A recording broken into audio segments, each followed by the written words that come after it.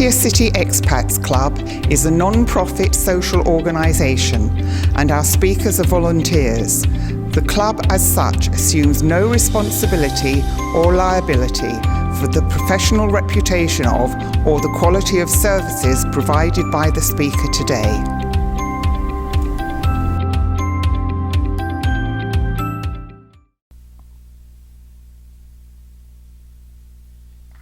Thank you to Mr. Les. Corner, okay. We sat over here so we could sit next to you. Okay, The Army, A Career That Chose Me. That's an interesting title, and it's probably true. I got my a 2-year degree in '64 and then went to get my bachelor's degree. I went to a state-supported school and didn't like it, so I quit.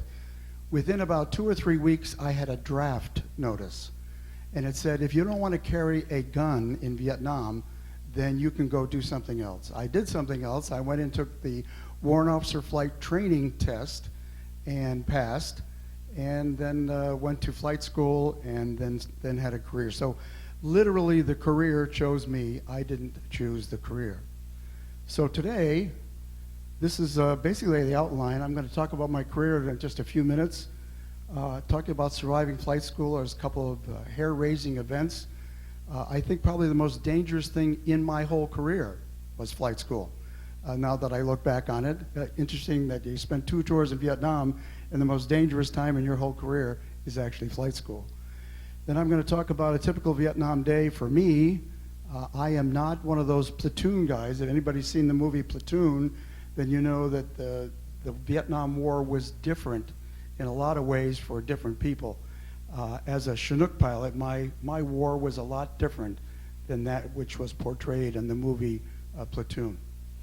Okay, then I'm going to talk about the couple times that I could have been a little bit scared, and then I have some additional picks that are going to give a different part of the aspect of my career, either in Vietnam or afterwards, and then the benefits of my military life, a closing illustration, which I think pretty much represents, pretty much tells how I feel about the fact that the military was my career. Then I'll be open for questions. Okay, my career in thank you very much. I love audience participation. Basic training, that sinking feeling. That's really a play on words. Anybody here been to basic training of any kind in the military? Okay, so you're gonna basically identify with what I'm gonna say here. Our drill sergeant was a 19 or 20-year-old E6 from Mississippi. He had the drawl to go along with the look. Actually, he looked about 14 years old, so when I say he's 19 and E6, I mean, that's a really high rank for such a young age. And he didn't look old enough to be even my son at the time. I think I was 24. I was an old guy for the military, just got caught in that draft at the last minute. But the day before we started basic training, he sat down with the whole platoon. There's 5 platoons in the company, and he had a platoon. He sat down with us, and he was the good old boy. I mean, he sat there, and we told jokes, and he told jokes about basic training, and we thought, boy, this is going to be really nice. And the next day, he turned into a monster. And I mean, an absolute monster. And in relation to the other sergeants of the other platoons, he was bigger monster. When the company did their 2-mile run in the morning, our platoon ran another mile. When the company took trucks out to the firing range when we did weapons training, we ran out. Our platoon ran out. We had one really chubby guy from Georgia there, and Sergeant Sink was just merciless on him. I mean, merciless. And so he became, the whole platoon tried to protect him. He really became, the guy that we needed to protect from Sink. And to give you an example of the way he treated people, there was a guy from Alabama that slept in one morning, and we had bunks, and he was on the second bunk. I was sweeping the floor. That was my job for that morning, so that's why I was there and saw this. Sergeant Sink came in and grabbed this guy, and he's a tall kid. He's probably 6 foot, all just bones, right? Just a skinny kid. He grabbed him while he was asleep, yanked him off the top bunk onto a concrete floor. He missed his head from the corner of a footlocker by maybe 4 or 5 inches. He could have killed the kid. And I'm sweeping the floor going, you have got to be kidding me. So anyway, that's what he did. One day I was watering the grass, and he came out of the building, and I accidentally got 3 drops on the bottom of his cuff of his pants. Well, he smiled and walked away, and I just continued what I was doing. About 5 minutes later, he came over and grabbed the hose, and he just wet me down from top to bottom, just right on there. So I knew I was going to flight school. I knew I was going to be an officer. And so in the back of my mind, I'm saying to myself, when I get my bar, I'm going to come back and I'm going to lock this guy's heels. I'm going to make him do 2,000 push-ups until he dies. I mean, that's what's in my mind. But quite frankly, at the end of basic training, we were the honor platoon. He always had the honor platoon. That means we scored the best. We did the best in the PT. We did the best in everything. And he walked with us just like he did that first day. And he's good old buddy boys. And I realized, especially as time went by, that he did more to protect us and save our lives going into a war zone than could ever been expected by anybody. We got great training, and I appreciated, from a time perspective, how good he was as a drill sergeant. I didn't want to lock his heels anymore. I wanted to kiss his feet. He was great. Okay, the next section of my career was pre-flight officers training. Anybody went to OCS? Anybody here been in officer training? Okay, it's really a time for harassment. And as you can see from my little outline here, I opened my big mouth. They asked us to do an autobiography, and I did a little write-up where I said, stupidly, I said, I would probably make a good leader. Don't say that to people. I was called into the TAC officer's office within 5 minutes, and he was reading my autobiography back to me. He says here, you'd make a good leader. You think so? Well, you're going to be the platoon leader for your platoon. Again, there's 5 platoons in a flight. You're going to be the platoon leader for this harassment section. I don't know anything about the Army. I am completely undisciplined. I know nothing. So I really stuck my foot in my mouth that time. But fortunately for me, we had an E7 that was my roommate in our platoon, and he saved our rear ends. His name was Johnson, Pappy Johnson, and he knew formations and the calls, and he made me look good. Our little platoon marched down perfectly down the street, and I just walked behind it like, see what I'm doing? This is my platoon. See this? Pretty nice, huh? And so Pappy Johnson saved our butt. At the end, there's the night before the big pre-flight inspection. And this is where they check your displays, they check your room to see if it's perfect.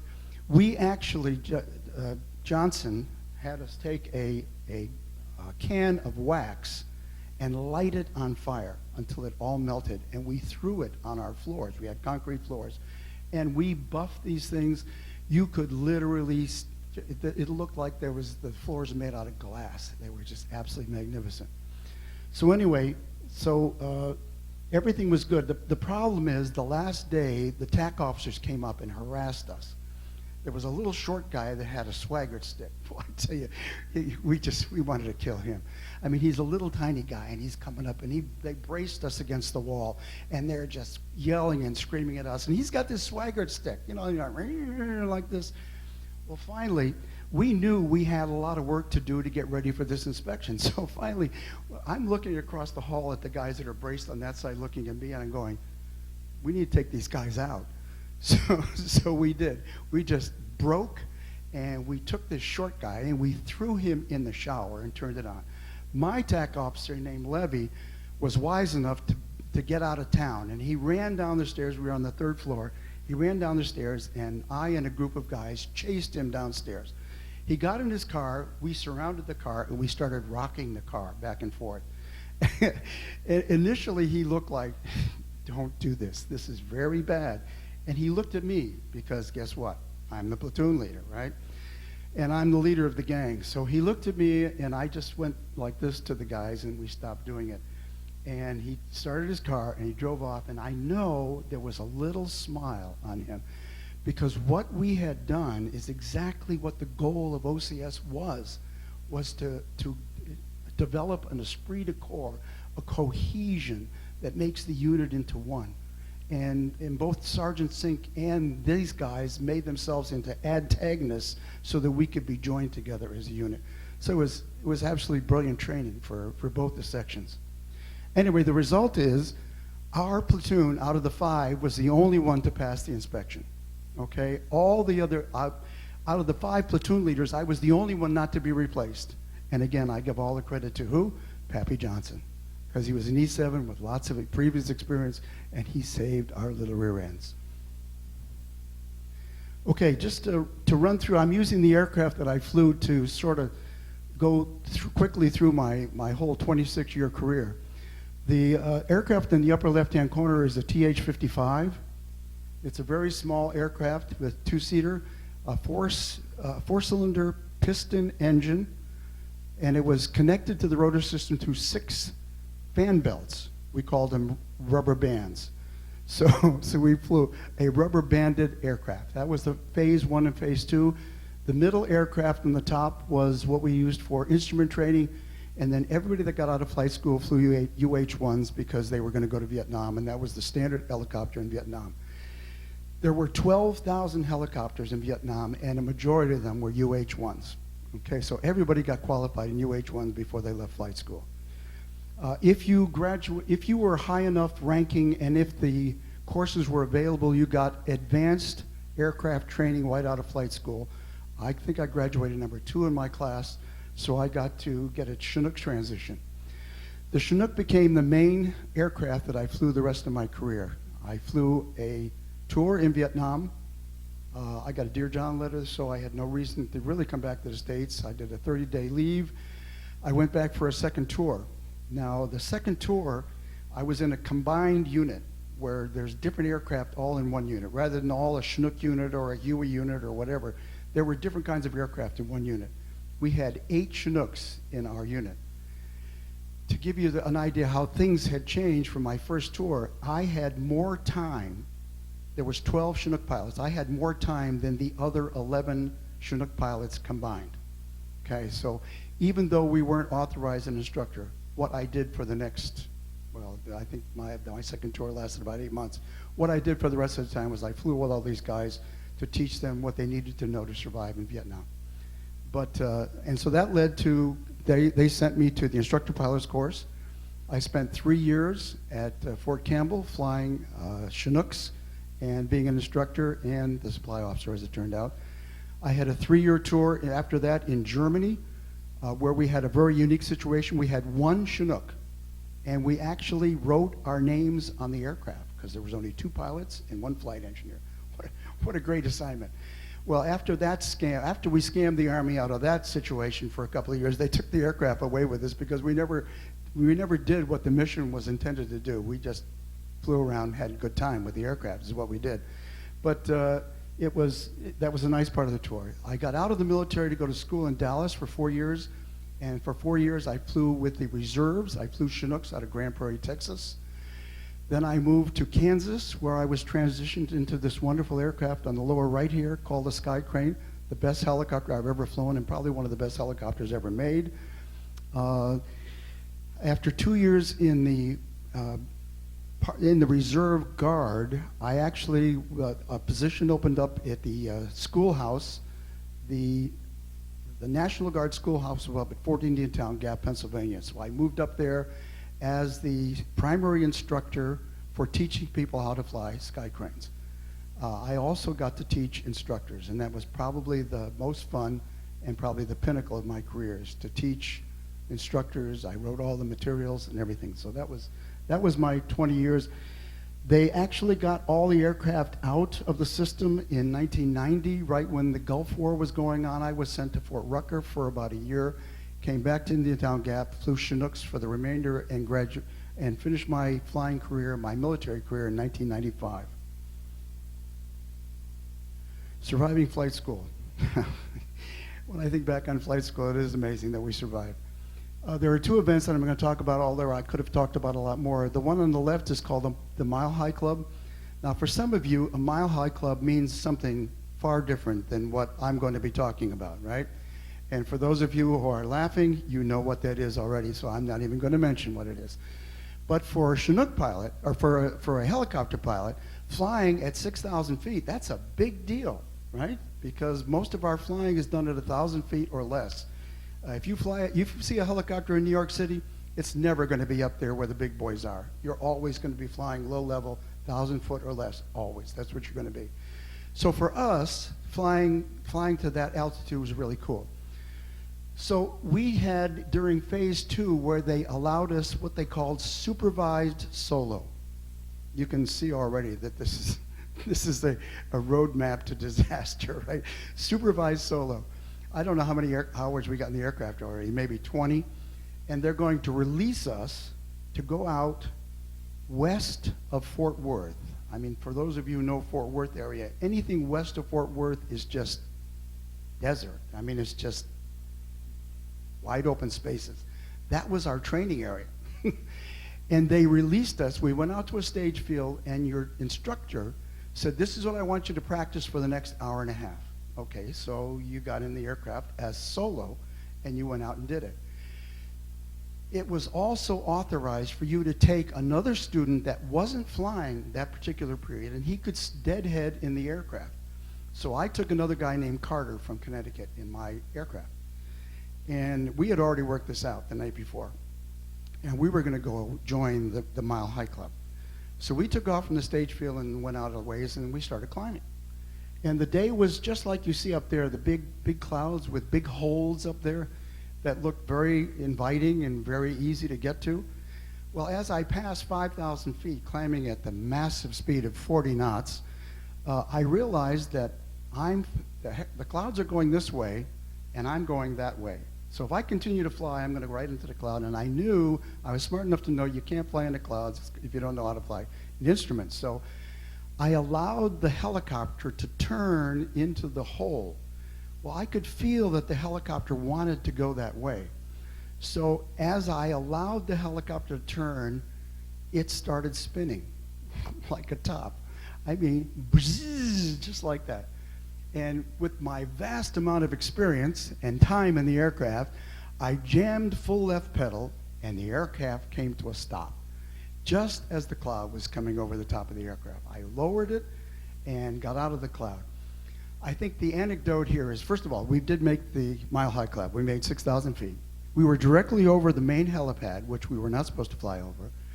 And I remember out of the corner of my eye, Carter in the right seat. Remember the deadhead guy? He's not flying. He's consuming his time flying with a buddy. He grabs anything that he can grab, and he opens his mouth. I know he is screaming, "Nah!" as the aircraft is spinning like a top, right? And I remember that as clear. I mean, it's crazy that the aircraft is going crazy, and I remember seeing him go crazy in that seat over there, and I know he was screaming. Now, I didn't hear anything because he didn't press the mic button, but I know he was screaming because he had his mouth open and he was grabbing things. So we survived. We went back down, went to the stage field. Nothing was said about it. Carter never flew with me again, and I'm thinking that Carter maybe never flew on a supervised solo ever again. I don't know. I'm just guessing. Okay, that was one incident that we survived. The second one is flying together. This is another time I had a roommate, and we and I were both going to fly the same period, supervised solo. So you're solo in the aircraft. So he and I devised this plan that we were going to fly together. Well, how do you do that? We're going to change frequencies in the radio. We picked a radio frequency, and we're going to give each other call signs. And I'm going to call him, or he's going to call me, and we're going to get together. So he was Big Bear, because he was a big guy from Virginia, and my name was Rickenbacker. So we take off 5 minutes apart, and I tune the frequency. Now, we'd never done that either. We're flying the aircraft and tuning radios. That was very strange. I mean, that's a whole new thing. They didn't teach us how to do that. So I tuned the radio, and this could have been the commander's radio frequency on the base, for all we knew. We just picked a frequency. It could have been anybody. It could have been the CID. It could have been wherever. It could have been the president, for all I know. So we just picked this frequency. Fortunately, nobody was on it that was that reported us. So I get up the frequency and I say, hey, Big Bear, this is Rickenbacker. He says, hey, yeah, man, Rickenbacker, this is Big Bear. Hey, how are you doing? Yeah, great, I'm cool. Where are you?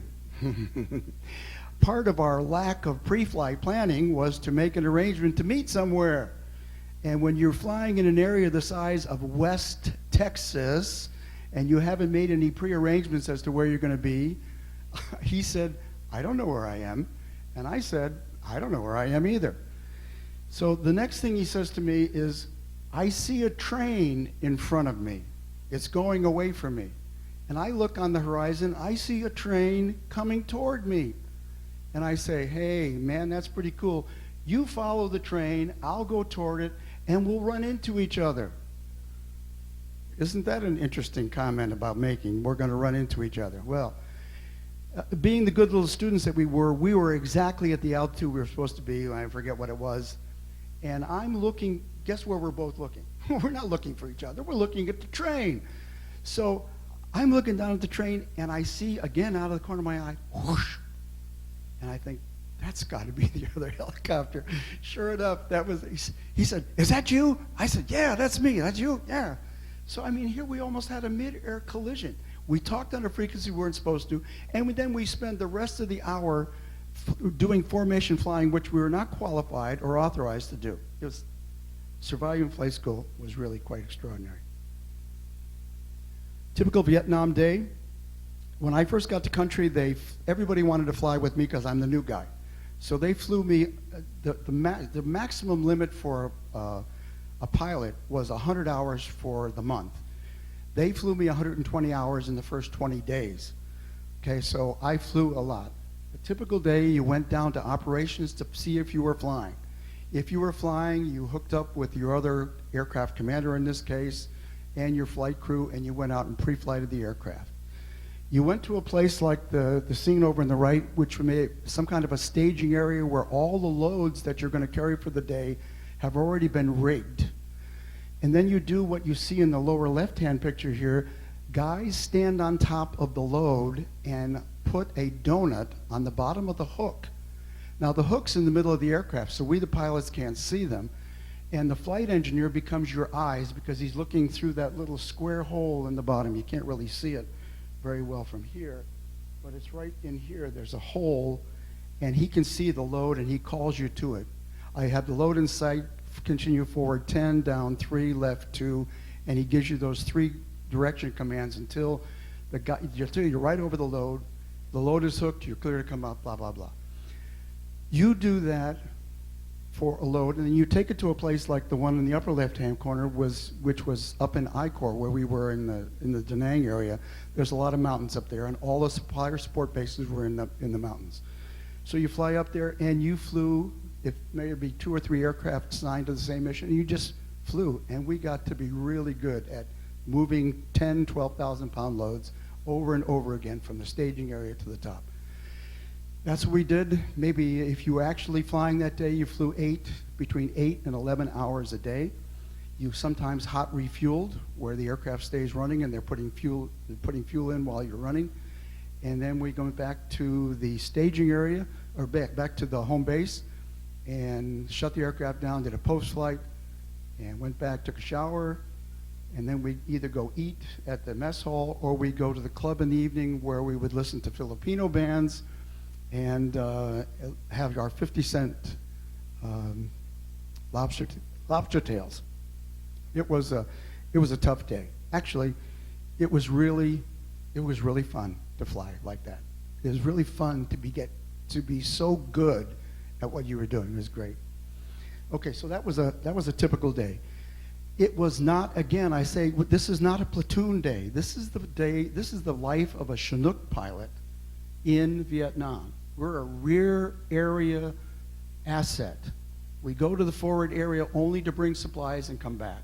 That's not to say that aircraft weren't shot at or even shot down, but I wasn't. Okay, that was not my experience. A couple of touch events. One time we were flying up the coast back toward the unit, and we had a hydraulics failure. Now, you cannot move the flight controls in a Chinook without hydraulic assist because the blades are 350 pounds, they're very big, and you cannot physically manipulate the controls without hydraulic assist. So there's 2 flight control hydraulic systems and a utility. There's 3 of them. They're all run at 3,000 PSI, which means if there's the slightest pinhole anywhere, there's going to be fluid all over the back of the aircraft. Well, I get a call from the flight engineer while we're flying back. Sir, we got a hydraulic leak in the back. Okay, which system is it? I mean, they probably don't know, but they guessed. We picked the wrong one and selected it. And meanwhile, we turned into and landed on something that looked like the thing on the left over there, a little fire support base. And that's where we did run into the platoon guys, by the way. You know, soldiers that looked dirty, hadn't taken a shower in a long time. They looked, you know, all the camouflage, and they were nasty. But this was a little American sort of outpost. So we landed the aircraft there. They did not want us there, okay? They did not want us there because that was a prize for the enemy to come and attack their little fire support base, even more than just normal. So we called maintenance, they came out and they fixed the aircraft, but by the time they did and we left there, it was already dark, and they were propelling grenades down the bottom of the hill to discourage the bad guys from coming up the hill and taking the Chinook prize that was sitting up there. So that didn't affect me personally, but I realized then I got a different perspective of the war. I got a different perspective because when we left, those guys were still there.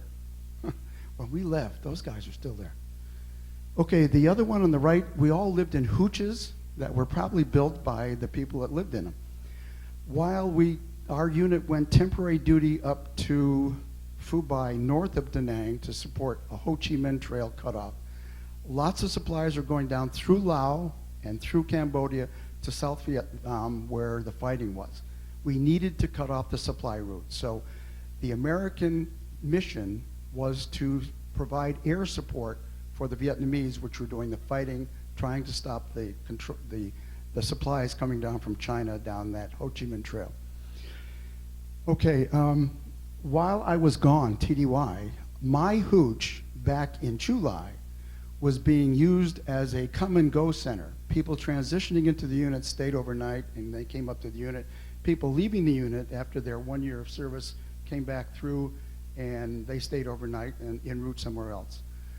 Well, while I was gone, a 122 rocket hit right in the middle of the hooch. Okay, the guy that was sitting in what would have been my bed lost an eye. The guy in the next room died. And when I came back from the mission, TDY mission, my hooch was gone, okay? So even though it didn't affect me personally, obviously that was my hooch. And you have the realization that if I were in that thing, I might have been dead myself. Okay, additional moments. The guy on the left, I just have that picture here. Does he look like a first sergeant or what? He was our first sergeant. See the cigar? See the look? That's a first sergeant. And I was young and handsome at one point. Actually, we have dogs. Maybe it's Thailand. We have the same Thai dogs there. No. And I show the picture on the right to show, if you can see it, there's a picture on the side of the Chinook. It's called Snoopy. All of our aircraft had paintings on them. Raggedy Ann and all the various other characters that you can think of were painted on the sides of our ships. When we went to Quezon, all the people from Newsweek and all the other magazines wanted to take pictures of our ships because we had these wonderful pictures on the side. Okay, after about 2 months in country, our regular supply officer, our regular supply warrant left, and they weren't going to get another one. So the commander called me into his office and said, "We need a supply officer. We think you'd be good at it. It's going to be great for your career." I'm a W1, who knows? So here I am sitting at my desk in my supply room. Now, 18 months ago, I had quit school, didn't have a job. Now I'm sitting in a chair as a pilot, signed for $40 million worth of stuff. See, that's what you can do in the Army. Okay, the right picture at the top is where our aircraft were stationed. We had aircraft outside between revetments. We did have hangars to work them in.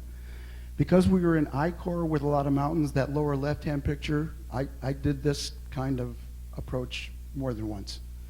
And the guys on the right there, toward the end of my year, the Army said, we're going to stand your unit down. It's going to go back to the States.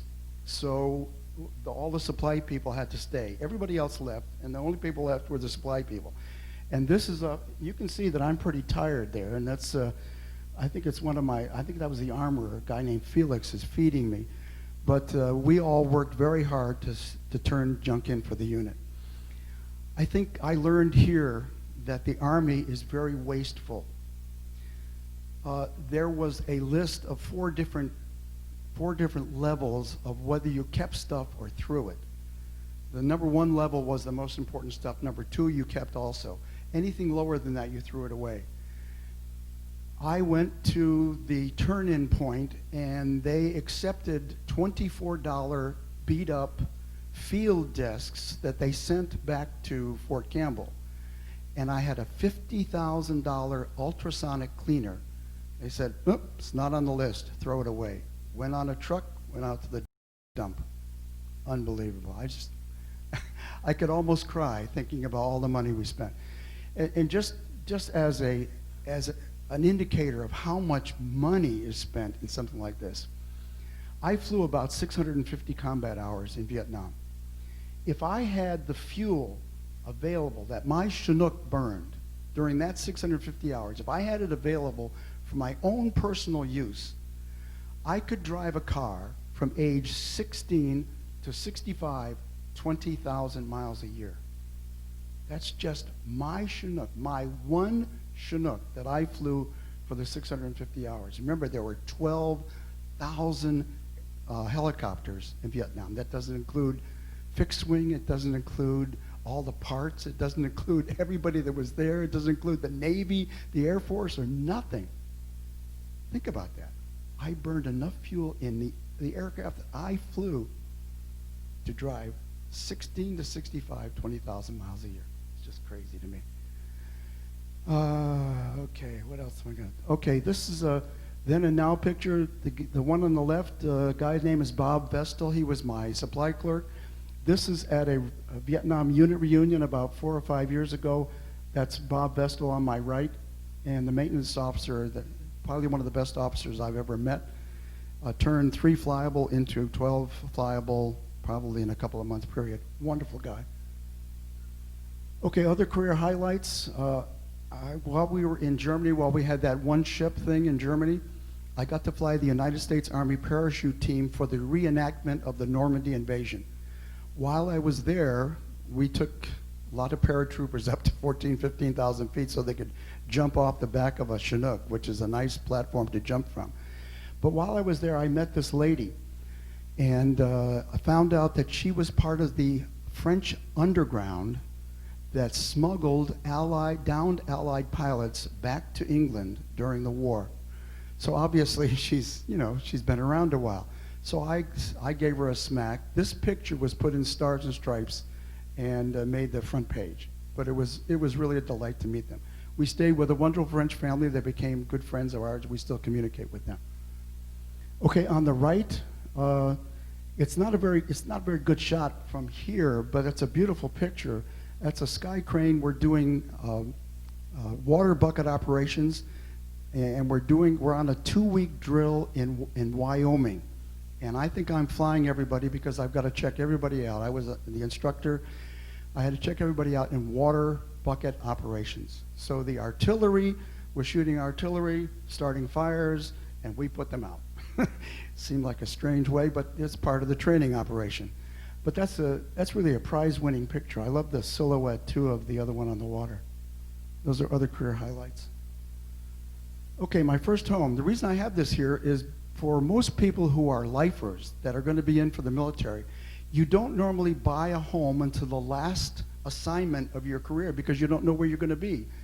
If you have a 21 to 25 year span of your career, you could move 7 or 8 permanent times, not to include temporary duty assignments that may take you other places. So it's not unusual for a guy, especially if he's a family guy, to move a lot of times during his career, so you don't normally buy a house. So because my assignment was at a was at a schoolhouse. I knew I was going to be in one place. There was not going to be any TDY, no transfer. I was going to stay there, so I said, let's buy a house. Anyway, this house, the house is the one with the pool is the one we bought. This is an aerial photo I took of going back to the base one day. This is the bottom picture is the view from my deck. Just a couple of anecdotes about this. When we bought the house, I went out to the deck, and I'm standing at that railing looking at this view, and it was much prettier than you're seeing here. Not only is this not a great representation of the picture, but it was a beautiful fall day. The trees on that ridge line that you see were all changing colors, red and yellow. It was very clear. The sky was blue. It was just a gorgeous view. So I'm standing out there on the deck, and the realtor lady took my wife through the house. The house was part of a divorce situation. It was a wreck. I mean, the walls were painted purple with black stripes. The shag carpeting was a disaster. Everything about the house said, this place is a wreck.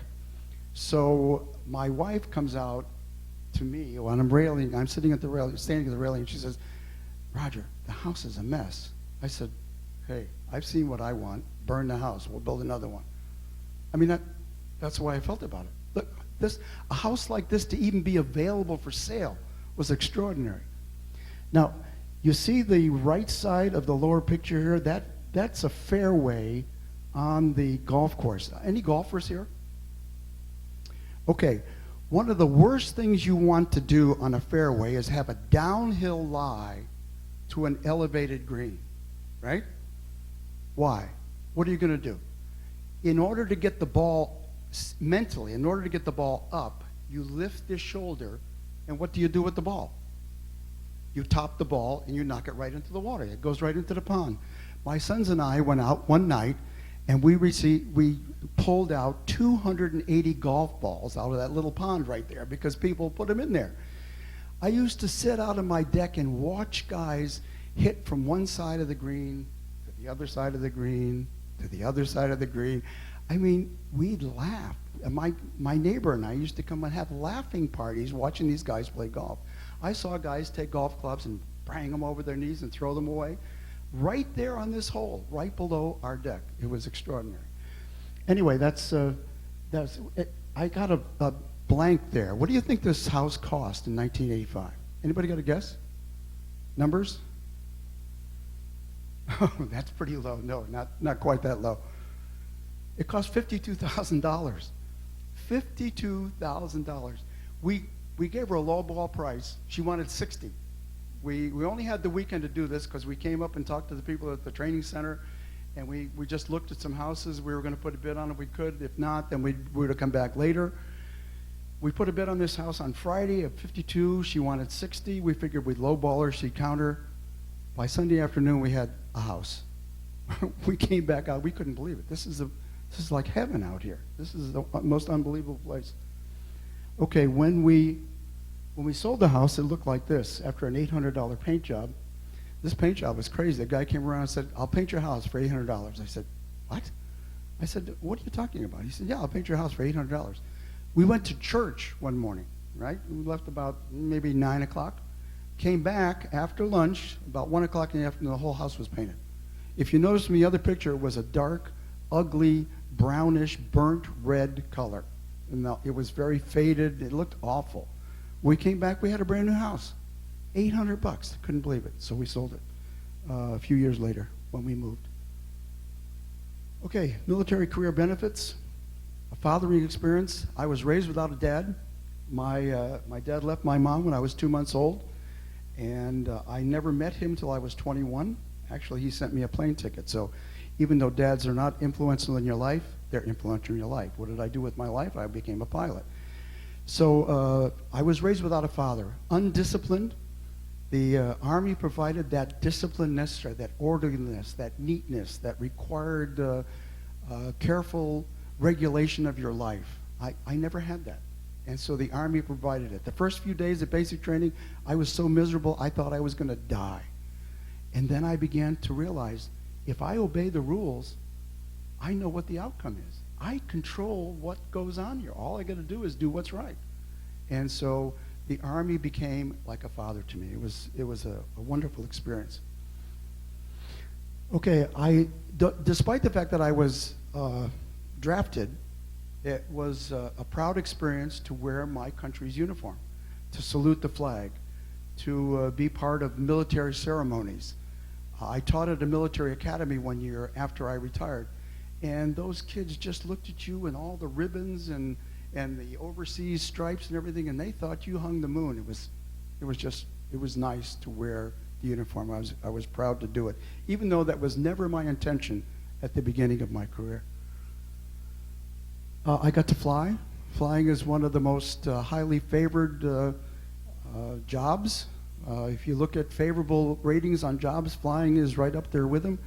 And if you ask the big boys, like Richard over here, who's flying 747s, if you ask the big boys, they always are jealous of us because we flew down there in the weeds and we flew nap of the earth and we got dirty with it.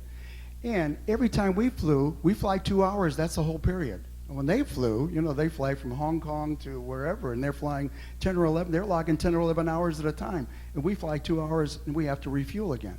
So we did a lot of stopping and going, but for me, obviously the big guys are Richard's job, flying 747s. That's the pinnacle. But I've flown with a lot of professional airline pilots in the Guard and in the reserves, and they always thought that was the best part of their flying career. To fly Chinooks, to fly low level, to fly in the weeds. It was cool. It was like really fun to do that.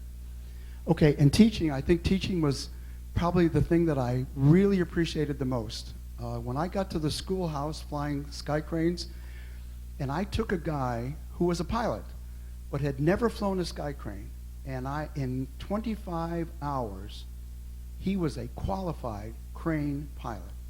I taught him all the emergencies he needed to know, all the things that needed to do, all the roll-ons, everything. I taught him everything in the aircraft. And I remember the first time that two of my students, my first two students at the schoolhouse, went up for their check rides.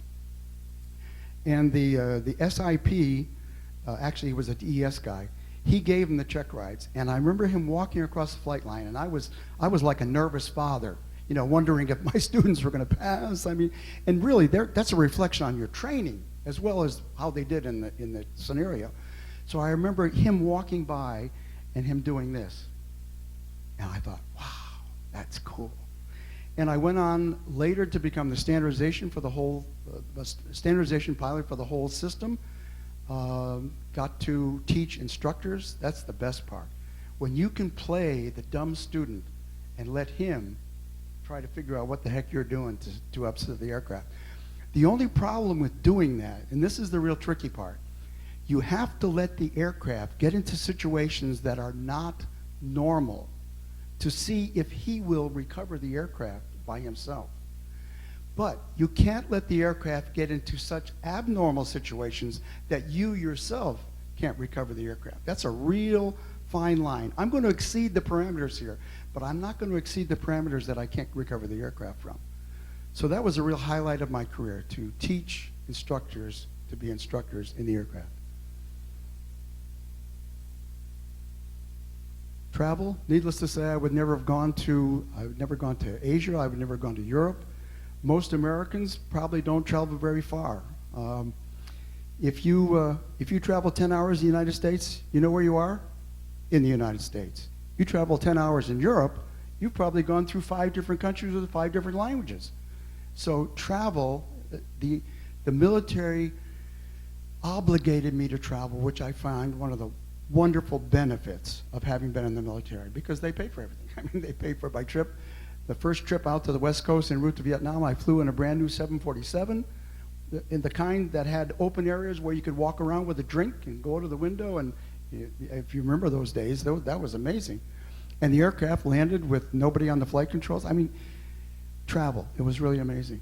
The Army lifestyle was the other amazing thing. Because you only stayed somewhere 3 years, you may meet somebody that would become your best friends, but they may be on the last year of their tour while you're on the first year of yours, which means you've only got a year to really enjoy each other's company, companionship. So you made friends in a hurry. You lived on bases. Bases are very secure places. If you've never been on the military, you might not be familiar with this, but when you're on a base, you've got your own commissary, which is like a food store. You've got your own PX. You've got all your medical services. That's where you work. Your housing is on the base. You don't, and entertainment's on the base, and more now places like Burger King and Taco Bell are ending up on bases. Your base is a complete entity. It's very secure lifestyle. It's a very special lifestyle. If you haven't done it, then you probably don't know exactly what I'm talking about, but it was special. Cross-cultural experience. I had my first fried rice in Vietnam. I had my first fried rice. I was a meat and potato Irish man. I had roast and baked potatoes and mashed potatoes and vegetables. That's what I ate. The first time I went to an Air Force base in Vietnam and I had this, just a simple fried rice dish with a glass of wine, I thought I died and went to heaven. I thought, I'm 25 years old. I have never tasted rice. Where has this been all my life?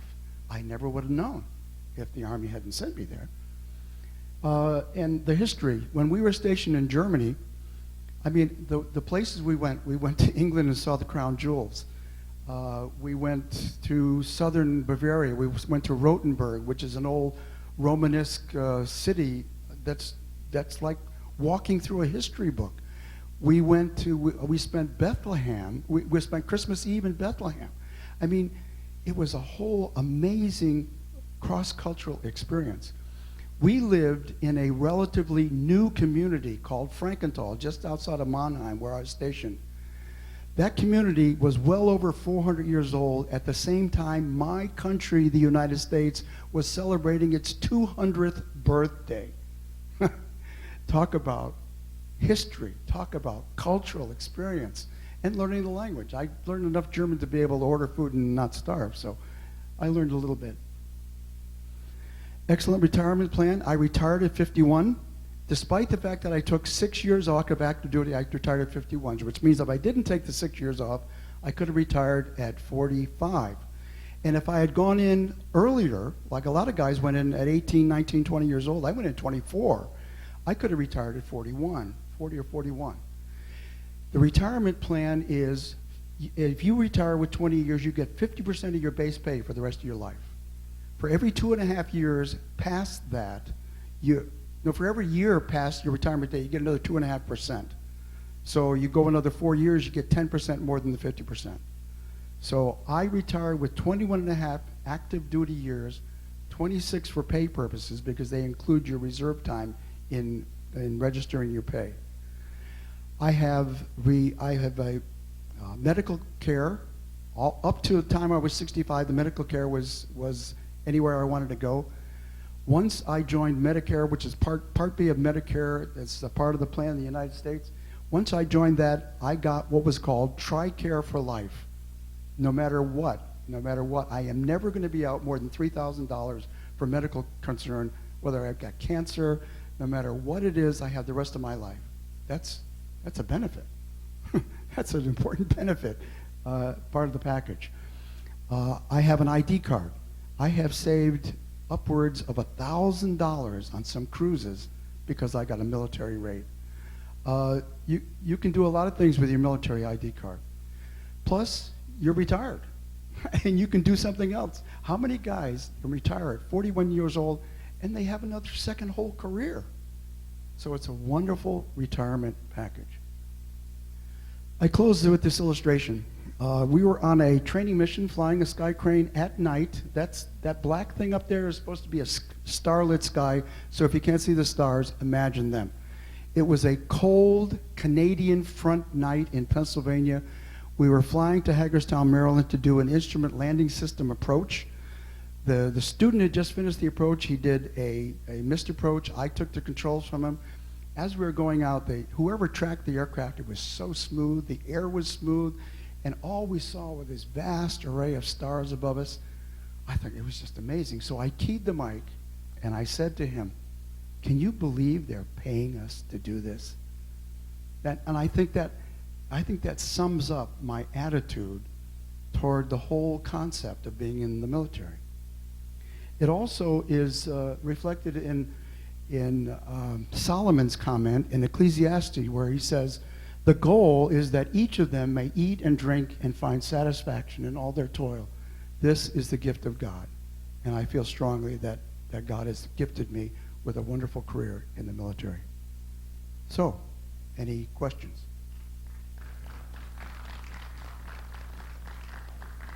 How do I do on time? What time is it? Okay.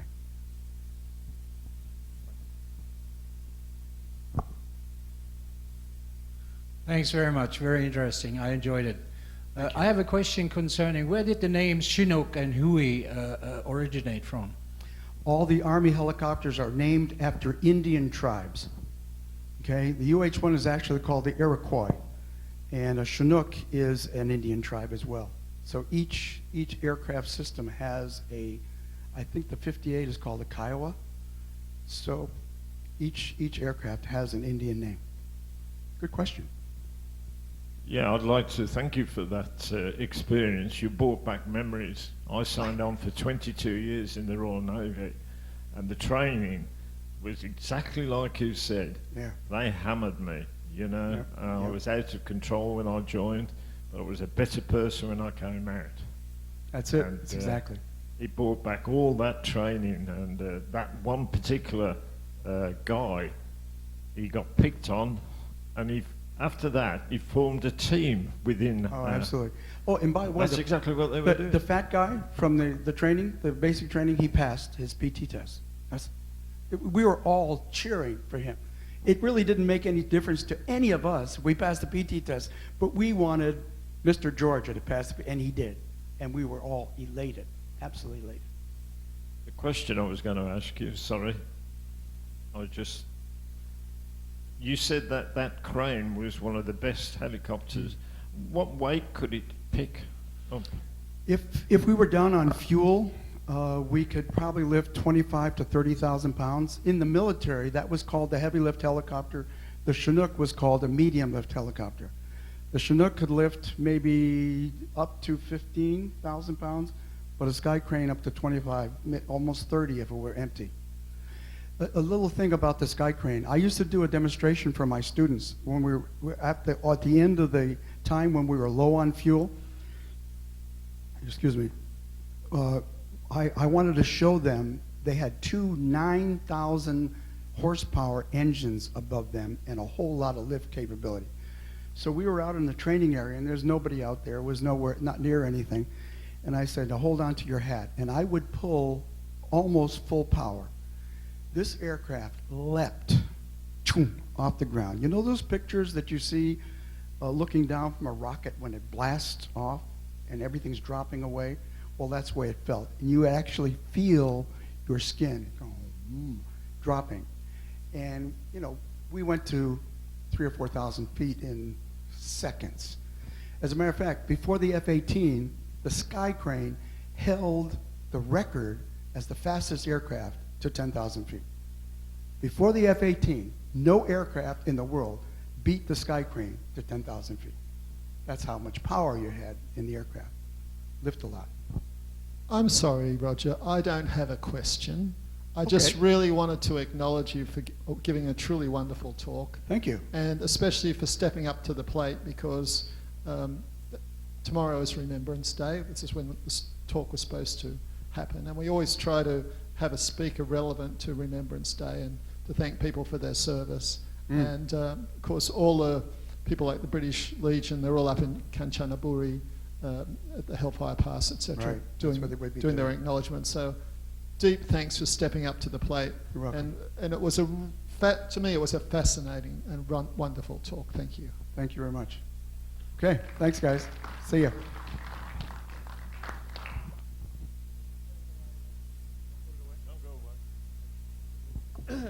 Roger? I was going to say to you that when I was in the RAF, I was actually on a helicopter training station. And you'll probably know what I mean when I say a controlled descent. That is frightening. We often used to get a call over to sick quarters, anyone spare? We need some ballast. So they'd put 3 of us in the back of the helicopter, your instructor and the trainee, and they'd say, we're going to do a controlled descent. This means they actually cut the drive to the rotor. It's called an auto rotation. But they don't tell you what it's going to do to you. And if you think your stomach turns over when a lift goes down suddenly, believe you me, when you drop like a stone from a few thousand feet before everything bites in, that is unbelievable. It's an experience I wouldn't particularly want to go through again. Helicopter pilots don't wear any parachutes because we have that capability of auto rotation. And what you do in auto rotation is once the power either fails or you put the thrust all the way down, which disconnects the power from the rotor system freewheels. And what you're doing is you're trading altitude and the movement of the air through the rotor system to continue the rotor RPM.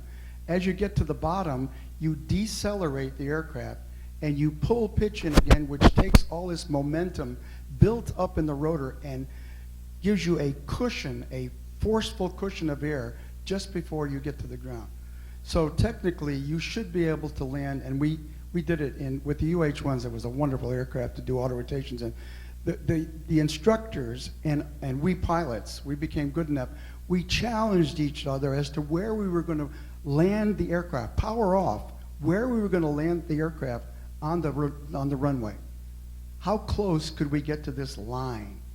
And you know, you flare out and you put it down, and you've got enough thrust there to play with it, and whoop, put it right down the ground. No power. It's an auto rotation.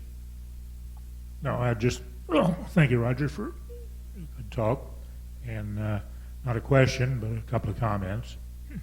One, you're talking about the auto rotation. I had that experience myself in an Army National Guard helicopter, I think the OH-13, the one that's a bubble with an oil derrick in the back. Yeah, that's a good auto rotator aircraft, though.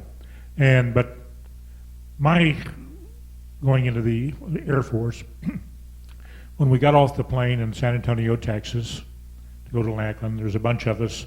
We're all in civilian clothes and carrying 3 or 4 or 5, 6, 7, 8 guys running around with another guy with a big envelope, and I had the big envelope. And as we're walking around the entry to the airport and we're starting down the concourse, we're all looking, all of a sudden this little small sergeant, Air Force sergeant, greeted every one of us.